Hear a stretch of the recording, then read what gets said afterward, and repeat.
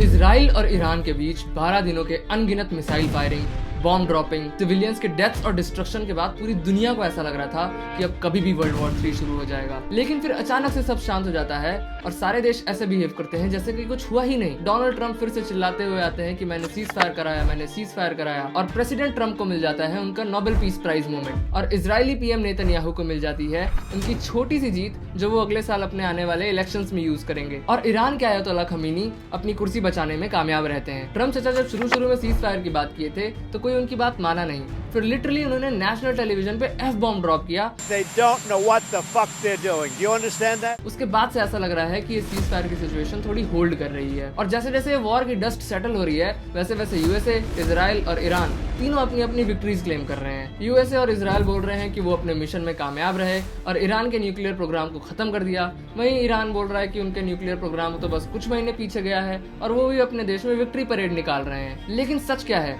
क्या तीनों जीत चुके हैं या तीनों को ही हार का सामना करना पड़ा है? आज की इस वीडियो में हम करेंगे 12 दिनों के जंग का फुल पोस्टमार्टम और जानेंगे कि कौन जीता, कौन हारा और कौन सिर्फ जीतने की एक्टिंग कर रहा है। तो चलिए इस वीडियो को शुरू करते हैं।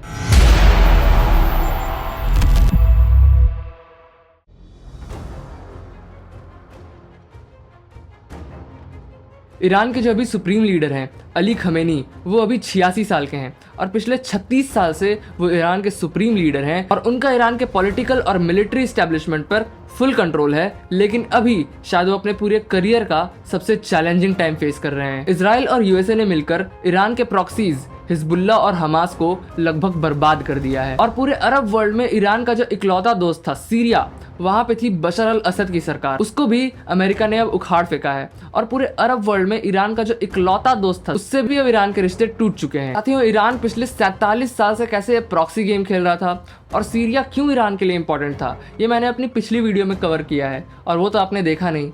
तो अगर आपको ये सारी चीजें और ईरान और इजराइल के बीच के जो पिछले 47 साल का प्रॉक्सी युद्ध है वो समझना है तो आप मेरी पिछली वीडियो जरूर देखिएगा। इसी के साथ सुप्रीम लीडर अली खमेनी के सबसे सीनियर और इफेक्टिव जो मिलिट्री जनरल्स थे वो मारे जा चुके हैं और इसी के साथ इजराइल ने ईरान के कई न्यूक्लियर साइंटिस्ट को भी मार गिराया है। इसे भी मैंने बहुत डिटेल में अपनी पिछली वीडियो में कवर किया है, तो आप पिछली वीडियो जरूर देखिएगा। लेकिन इन सब के बीच ईरान अपने लोगों में एक पावरफुल छवि बनाने में कामयाब रहा है। उसने अपने लोगों में ऐसा दिखाया है कि उसने इजराइल और यूएसए जैसे बड़ी महाशक्तियों को भी पीछे ढकेल दिया है। और इस 12 दिन के युद्ध के बाद अली खमेनी की जो पहली स्पीच है वो भी ये बताती है कि ईरान के हौसले अभी बुलंद हैं। ट्रंप ने जो अपनी पोस्ट में कहा था कि यूएसए ने ईरान के न्यूक्लियर प्रोजेक्ट को कंप्लीटली एंड टोटली ऑब्लिटरेट कर दिया है। Tonight I can report to the world that the strikes were a spectacular military success. Iran's key nuclear enrichment facilities have been completely and totally obliterated. USA की intelligence report कहती है कि शायद Iran के nuclear programme को उतना भी ज्यादा नुकसान नहीं पहुंचा है, क्योंकि यूएसए के फॉर्दो न्यूक्लियर साइट को अटैक करने से पहले ही ईरान ने 400 किलो यूरेनियम वहां से पहले ही हटा दिया था और वो यूरेनियम लगभग 60% प्योर था। हाँ, लेकिन इतना जरूर है कि ईरान अभी अपनी न्यूक्लियर एनरिचमेंट कैपेसिटी लगभग खो चुका है और ईरान को भी अपना न्यूक्लियर इंफ्रास्ट्रक्चर बिल्ड करने में काफी टाइम लगेगा। तो ये तो हो गई ईरान की बात कि उसने क्या खोया और क्या पाया और क्या चीजें उसने बचा ली। अब हम लोग इजराइल के पर्सपेक्टिव से इस वॉर को देखते हैं कि उसने क्या खोया है और क्या पाया है।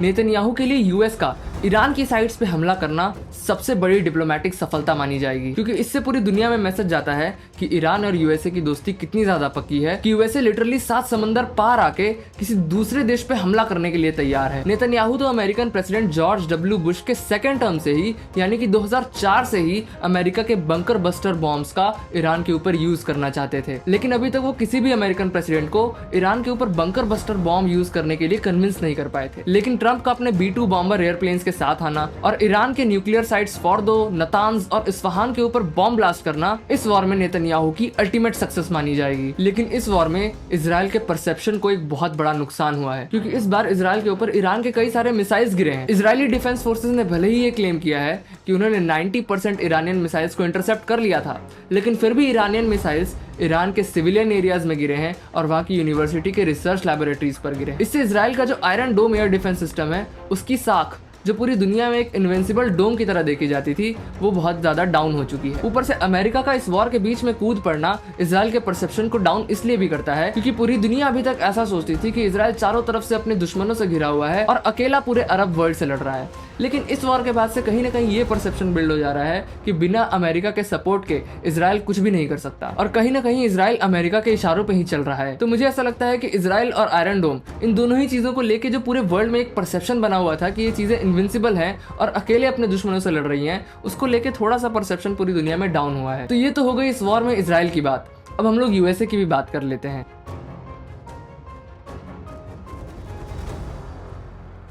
यूएसए के लिए ये वॉर ना तो मिडिल ईस्ट में शांति लाने के लिए थी और ना ही इजराइल को बचाने के लिए थी। It was a war just to fulfil Trump's ego. और इस वॉर के बाद कहीं ना कहीं ट्रम्प का ईगो तो बहुत अच्छे से फुलफिल हुआ होगा। दुनिया को सीज फायर का चोगा उड़ाकर ट्रम्प अपने आप को नोबेल पीस प्राइज के एक कदम और नजदीक ले जा रहा है। और इसी के साथ अगर आप ट्रम्प के सीज फायर कराने की टाइमिंग पे ध्यान देंगे तो आपको पता चलेगा कि ट्रम्प ने 23 जून को इजराइल और ईरान के बीच में सीज फायर कराया। और आपको पता है 23 जून के जस्ट एक दिन बाद यानी कि 24 और 25 जून को क्या था? तो 24 और 25 जून को नीदरलैंड्स में होनी थी नेटो कंट्रीज की समिट। तो जाहिर सी बात है ट्रम्प ने 23 जून का ही समय इस सीज फायर के लिए इसलिए चुना, वो पूरे नेटो कंट्रीज को दिखाना चाहता था कि कैसे पूरा वर्ल्ड ऑर्डर अभी अनस्टेबल है। No, I think it was just a tremendous victory for everybody, including Iran. Look, you know, they've got a country, and they've got oil, and they're very smart people, and they can come back. Israel got hit very hard, especially the last couple of days. Israel was hit really hard. Those ballistic missiles, boy, they took out a lot of buildings. और उसको stable सिर्फ एक ही आदमी कर सकता है और वो है Donald Trump. They've had a big fight, like two kids in a schoolyard. You know, they fight like hell. You can't stop them. Let them fight for about 2-3 minutes, then it's easy to stop them. And then Daddy has to sometimes use strong language to You have to use strong language. Every once in a while, you have to use a certain word. I think और अगर NATO countries ये चाहते हैं कि Donald Trump दुनिया में piece ला पाए तो नेटो कंट्रीज को चाहिए कि वो अपना डिफेंस बजट जीडीपी के 3.5% से बढ़ाकर 5% कर दे। और नेटो समिट में एग्जैक्टली ऐसा ही हुआ कि सारे नेटो कंट्रीज अपना डिफेंस बजट अपने जीडीपी के 3.5% से 5% तक बढ़ाने के लिए रेडी हो गए हैं। ट्रम्प भी अब अपना सीना तान के बोल सकता है कि अब हम लोग वो यूएसए नहीं रहे जो बिडेन के टाइम पे लिबिर करते थे, अब हमको चाहिए फुल इज्जत। तो ट्रम्प ने तो देखो समाज में अपनी इज्जत बना ली है, लेकिन अब इस वॉर में जीता कौन और हारा कौन, आइए इसका एनालिसिस अब कर लेते हैं। तो देखो भाई, ईरान को मार तो बहुत पड़ी है, इसमें कोई दो राय नहीं है। ईरान की जो न्यूक्लियर एनरिचमेंट करने की कैपेसिटी थी वो लगभग पूरे तरीके से खत्म हो चुकी है। लेकिन कोई भी ऑपरेशन सक्सेसफुल कैसे माना जाता है कि जिस देश ने वो ऑपरेशन लॉन्च किया था वो अपने ऑब्जेक्टिव्स में से कितनी चीजें अचीव कर पाती। तो इजराइल ने जब ऑपरेशन राइजिंग लायन ईरान के ऊपर लॉन्च किया था तो उसका ऑब्जेक्टिव क्या था? तो इजराइल का ऑब्जेक्टिव ये था कि उसे ईरान के पूरे न्यूक्लियर कैपेसिटी को खत्म कर देना है, और साथ ही साथ इजराइल और यूएसए का एक और ऑब्जेक्टिव भी था, ईरान में रेजीम चेंज लाना। लेकिन इजराइल के ऑपरेशन राइजिंग लायन के दोनों ही गोल्स कहीं ना कहीं अधूरे रह गए हैं, क्योंकि ईरान की न्यूक्लियर एनरिचमेंट की कैपेसिटी तो पूरे तरीके से खत्म हो चुकी है। लेकिन अमेरिका के ही इंटेलिजेंस रिपोर्ट से कहती है कि ईरान के पास अभी भी 400 केजी यूरेनियम है और वो भी 60% प्योर। और साथ ही साथ जो रेजीम चेंज का प्लान यूएसए और इजराइल मिलकर कर रहे थे वो तो अभी तक सक्सेसफुल नहीं हो पाया है। तो क्या इससे जो ईरान अपनी विक्ट्री क्लेम कर रहा है वो सच हो जाती है? तो ऐसा भी नहीं है, क्योंकि इजराइल और यूएसए ने ईरान के एयर स्पेस पे अपना पूरा डोमिनेंस दिखाया है और ईरान का जो एयर डिफेंस सिस्टम है वो कुछ भी नहीं कर पाया। हाँ, ईरान ये क्लेम कर रहा है कि उसने इजराइल के कुछ ड्रोन्स को मार गिराया है और अमेरिका के एयरबेस पे अटैक कर दिया है, लेकिन वो भी तब कर पाया जब उसने अमेरिका को ऑलरेडी पहले वार्निंग दे दी थी और वहां पे अमेरिका के किसी भी सोल्जर का कोई भी नुकसान नहीं हुआ है। और मुझे जहां तक लगता है कि सिर्फ एक ही मिसाइल हिट कर पाई है, जहां तक ट्रम्प हमें बता रहे हैं। तो जो ईरान ने काउंटर अटैक भी किया उसमें बहुत ज्यादा नुकसान किसी का नहीं हो पाया है। और फिर किसी का कोई एयरक्राफ्ट डैमेज कर देना या फिर कुछ चीजों को इंटरसेप्ट कर लेना, इससे आप वॉर में विक्ट्री क्लेम नहीं कर सकते हैं। ये तो वही बात हो गई कि पाकिस्तान बोल रहा है कि क्योंकि हमने एक रफाल गिरा दिया तो हम जीत गए भाई वॉर। तो ये चीजें ऐसे नहीं चलती हैं, आप ऐसे करके वॉर में विक्ट्री क्लेम नहीं कर सकते हैं। तो आखिर सच कहाँ है? सच इन दोनों के बीच में कहीं है। आइए अब हम इसके ऊपर भी एक विस्तार से चर्चा कर लेते हैं।